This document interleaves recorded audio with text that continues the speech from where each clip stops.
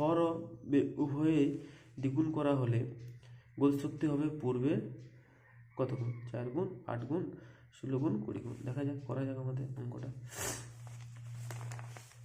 তাহলে অঙ্কটা যদি এখানে আমি করি খাতাতে, তাহলে যদি অঙ্কটা করা হয়, আচ্ছা, গতিশক্তি সমান আমরা কি জানি?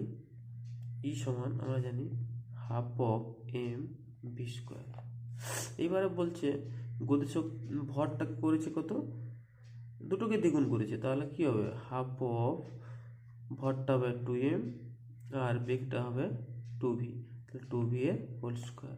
তাহলে কত আসছে আমার? হাফ অফ 2m, এখানে আসছে 4v স্কোয়ার।